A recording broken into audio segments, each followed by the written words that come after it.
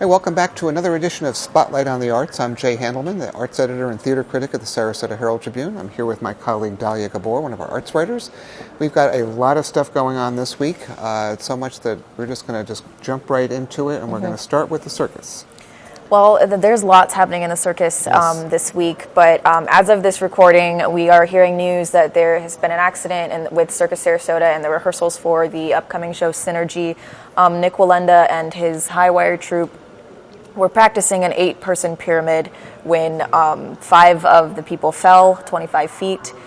We did hear that Nick himself is not injured, but that some of the other members of the troupe are injured. Reports are still coming in, so we don't know what is going to happen with the opening of the circus this weekend. But as Pedro Rice said, with the circus, the show always must go on. So we anticipate some shuffling around, but still going to be a great show. Synergy has a star-studded lineup, including Russian hula hoop star Alessia Gulevich, and then there's a juggling tango mashup act, that which with the 2 stars that got married and combined their acts. We also have 13-year-old Alessia Fedotova, making her American debut with her hand balancing and contortion act. So it's going to be a wild ride of a show, and you guys should check that out. I'm looking forward to seeing that. I'm going to be reviewing that this weekend. Also this weekend, my job is so varied. I'm going to be at the Oslo to review the opening of Garson Kanan's Born Yesterday. It's a 1946 comedy that's just still popular. It's about a junk salesman named Harry Brock, who comes to Washington with his showgirl girlfriend, hoping to start peddling influence and just trying to get some congressmen on his side to get legislation that's going to help his business. He also hires a reporter to teach his girlfriend, Billy Dawn, the ways of Washington, and the more she learns, the more she realizes that Harry is not such a great guy. So I'm looking forward to seeing this. I had a great interview with Christina DiCicco, who is playing Billy Dawn, and Norm Boucher, who's also seen in The Great Society, is playing Harry Brock. So that's opening on February 10th and running until April 15th at the Oslo, so you might want to see that. Well, we have lots of first-time things in the city as well. The Selby Gardens is starting with a first-of-its-kind exhibition featuring a painting by Marc Chagall in the setting of the Botanical Gardens, which has never been done before. They had some connections with James Snyder, the international director of the Israel Museum, and they are lending the 1937 painting Masterworks painting Lovers, which is going to be displayed with 2 other paintings that have never been displayed before. They're coming from a private collection in New York, and they're setting up the whole gardens to kind of look like the French Riviera, which is where Chagall spent so many years of his life, and it really influenced a lot of his work. So the exhibit is going to be running for 6 months, and they're planning all of these different events to happen in the gardens, surrounding the exhibit, commenting on it, but it's focusing on the role that nature and flowers played in his work and how important it was to him. So I'm looking forward to seeing that too. At the Sarasota Opera, it's time for the winter repertory to begin, and they're opening with Puccini's ever-popular Madame Butterfly.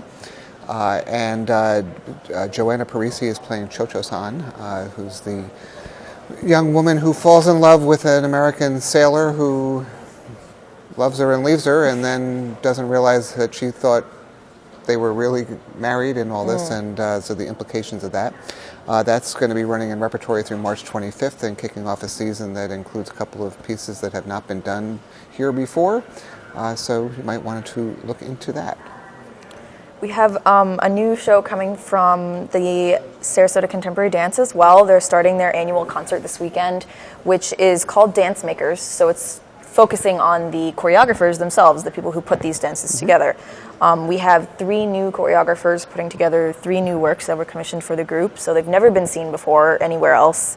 And but the highlight of some of the more historical pieces that they're doing would be a collaboration between composer Francis Schwartz.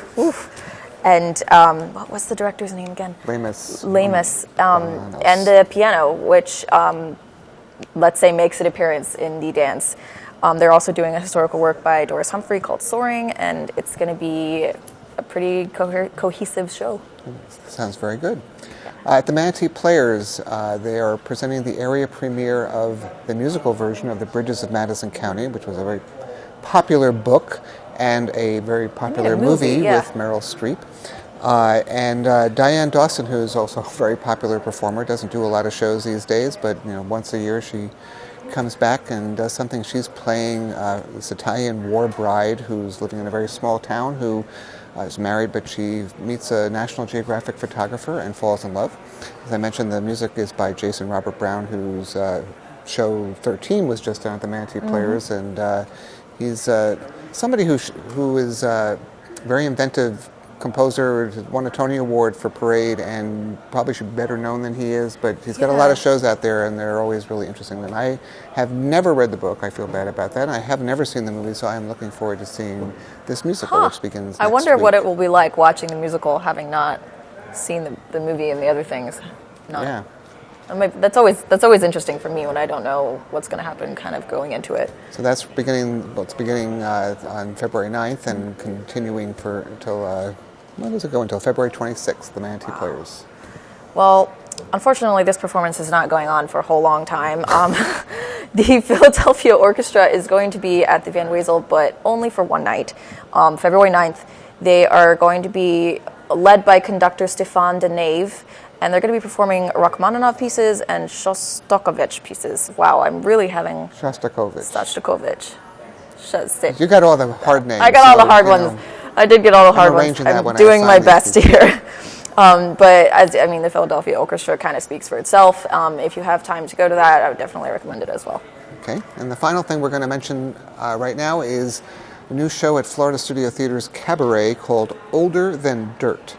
It's an original musical review. They've created some sketches and songs and written new lyrics to some familiar songs about the aging process.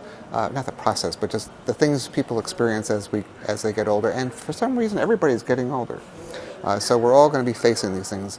4-member cast has been created in-house, and it's sort of unrelated but connected to this whole aging project they've been working on the last couple of years. They've been interviewing people, but there are songs from different Broadway musicals and some pop hits, but they just may sound a little different because they have new lyrics. So I'm going to go learn what it's like to get older. So there you go for that. Wow, that is all we have for you today, but not necessarily the only things that are happening in town. Absolutely not. Please make sure you check out the rest of the stories and briefs and announcements on heraldtribune.com/arts and in the ticket section. And we'll see you next week.